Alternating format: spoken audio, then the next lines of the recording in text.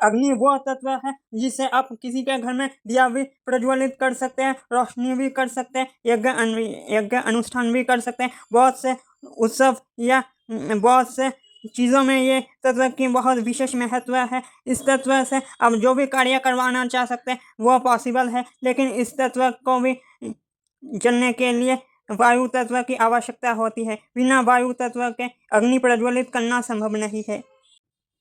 अग्नि तत्व एक विशेष महत्वपूर्ण तत्व है। इस तत्व को अच्छे से अच्छे काम में भी लगाया जा सकते हैं, बुरे से बुरे काम में भी लगाया जा सकता है। इंसान के जीवन के पहले संस्कारों से उसके जीवन के अंतिम संस्कार तक इस तत्व के बहुत महत्व है। जो भी अनुष्ठान या यज्ञ अनुष्ठान किया जाता है उसमें इस तत्व का विशेषता महत्व बहुत अधिक ज़्यादा है। इस तत्व को जलने के लिए वायु तत्व की आवश्यकता पड़ती है। बिना वायु के अग्नि प्रज्वलित नहीं हो सकती है।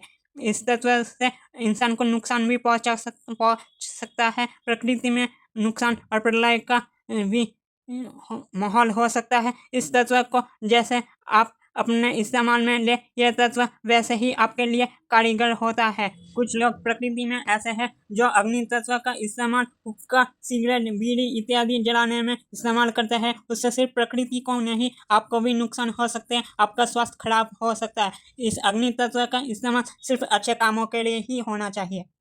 यज्ञ अनुष्ठान के दौरान आप जिस भी वस्तु या चीज़ की आहुति देते हो यज्ञ में, उसी चीज़ को अग्नि धुएं के सहारे प्रकृति में, पर्यावरण में फैला देती है, जिससे न ही सिर्फ वायु शुद्ध होता है, इंसान को अच्छी श्वास लेने को मिलती है।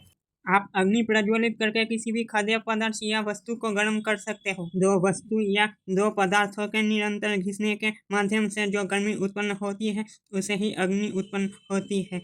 इसका इस्तेमाल आप जब भी करें तब सावधानी से करें, क्योंकि अग्नि जैसे इंसान को फ़ायदा भी पहुंचा सकती है, वैसे इसके बहुत सारे नुकसान भी है। ऐसे नुकसान के लिए आपको बचना चाहिए। इस वीडियो में जिन भी प्रकृति के प्रधान 3 तत्व के बारे में बोला गया है, उन तत्व को देवताओं के बराबर स्थान दिया गया है। जैसे जल तत्व को वरुण देव, वायु तत्व को पवन देव और अग्नि तत्व को अग्निदेव।